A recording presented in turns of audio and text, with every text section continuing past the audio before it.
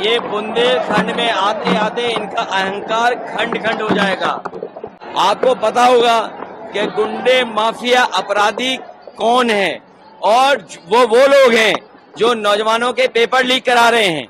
वो गुंडे माफिया अपराधी हैं जो नौजवानों के पेपर लीक करा करके पेपर लीक करने वालों को बचा रहे हैं। वो सबसे बड़े गुंडे, सबसे बड़े माफिया, सबसे बड़े लुटेरे हैं। ये जो भारतीय जनता पार्टी है, ये बुंदेलखंड में आते आते इनका अहंकार खंड खंड हो जाएगा। और ये जो भारतीय जनता पार्टी गिरती हुई पार्टी, जो जिनका ग्राफ गिरते हुए चला जा रहा है, गर्त में गिरेगा जाके, अब नीचे जा रही है। कितनी नीचे पहुंचेगी इसका कोई हिसाब किताब नहीं है। और जैसे क्षण आगे बढ़ रहे हैं, जनता का गुस्सा भी इनके खिलाफ बढ़ता चला जा रहा है। और ये देख लेना आप, जब 7वें चरण में चुनाव आएगा, जनता का गुस्सा इनके खिलाफ 7वें आसमान पर होगा। इन्होंने किसान को धोखा दिया, नौजवानों को नौकरी रोजगार छीन लिए, महंगाई बढ़ा दी, पेपर लीक करा दिए, झूठे इन्वेस्टमेंट मीटिंग दिखाई, डिफेंस एक्सपो झूठा ही दिखाया, और केवल सपने दिखाए, और इनका हर जुमला झूठा निकला। एरच का जो बांध है वो पूरी तरह से बंद हो गया। आपने शुरुआत की थी उसके बारे में। देखिए, न केवल एरच बल्कि बुंदेलखंड के किसान को न पानी का इंतजाम, न उनकी फसल की खरीद का इंतजाम, बिजली महंगी, डीजल महंगा, यहाँ के किसानों को त्रस्त कर दिया है, दुखी कर दिया है, और राशन के नाम पर धोखा। इसलिए बुंदेलखंड के लोग इनके खिलाफ मतदान करने जा रहे हैं। बुंदेलखंड के लोग ये पहचानते हैं कि उनका राजनीतिक दुश्मन कौन है। इस चुनाव में बुंदेलखंड के लोग भारतीय जनता पार्टी का अहंकार को खंड खंड खंड करके विदा कर देंगे। प्रधानमंत्री जी ने सारण में ये कहा है कि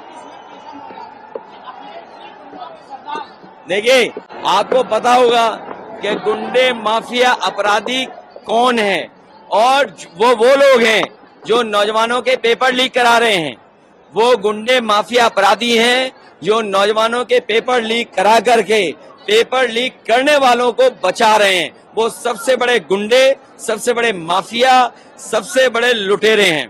प्रधानमंत्री सारण में थे, वो कह रहे थे कि इंडिया अलायंस एक ख्वाब देखता है कि वो अपना प्रधानमंत्री बनाएगा, लेकिन उनका विजन ही क्लियर नहीं है। 5 साल में, एक साल में अलग अलग प्रधानमंत्री। समाजवादियों का इंडिया गठबंधन का विजन क्लियर है, और विजन क्लियर है, उसी का परिणाम है क्या जनता का समर्थन इंडिया गठबंधन समाजवादी पार्टी के साथ है।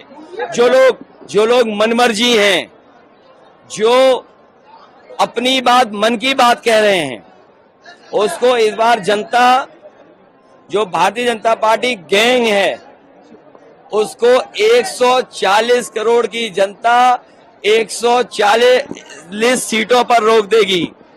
और अब मन की बात कोई नहीं सुनना चाहता, सब संविधान की बात सुनना चाहते हैं।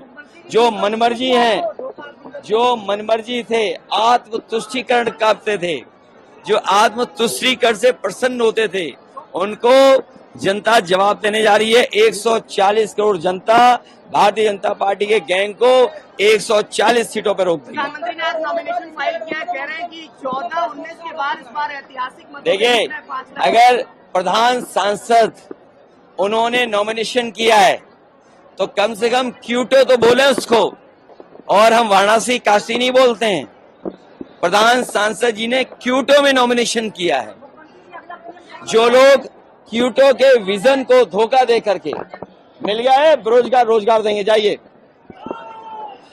जो क्यूटो का विजन दे करके जनता का वोट ले लिए, जनता उन्हीं को तरसा देगी, क्योंकि क्यूटो नहीं बना है। वो लोग कह रहे हैं जो आत्मतुष्टीकरण में व्यस्त हैं, जो मनमर्जी हैं, जो मन की बात कहते हैं, जो 140 करोड़ लोगों की बात नहीं सुनते, जो संविधान की बात नहीं करते, वो सबसे बड़े आत्मतुष्टीकरण वाले लोग हैं। बुंदेलखंड में जिसने धोखा दिया, चिकनी चुपड़ी बातें करने वालों ने धोखा दिया, संविधान को खत्म करने वालों ने धोखा दिया, जिन्होंने मंदिर धुलवाया, उसको बुंदेलखंड की जनता धो देगी इस बार। सुब्रत पाठक ने कल हुए वोटिंग पर कहा है कि समाजवादी पार्टी के कार्यकर्ताओं ने कई जगह बूथ कैप्चरिंग की, कई जगह गुंडागर्दी अरे की। पुलिस तुम्हारी, सरकार तुम्हारी, इसीलिए मैंने कहा भारतीय जनता पार्टी जो लूटने की संस्कृति रखते हैं, जो खोट, लूट और नोट से लोकतंत्र को बदलना चाहते हैं, जनता जागरूक है, अपने वोट से इनको बदल देगी। चौथी फेज की वोटिंग के बाद इंडिया अलायंस को किस स्थिति में देखते हैं?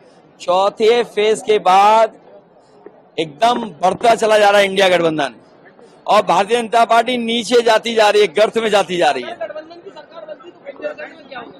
बुंदेलखंड के किसान खुशहाल होंगे, नौजवानों को नौकरी रोजगार मिलेगा, पानी का इंतजाम होगा, बिजली सस्ती होगी और स्वास्थ्य की सेवाएं होंगी और सड़कों पर, खेतों पे सुरक्षित आपको रखा जाएगा।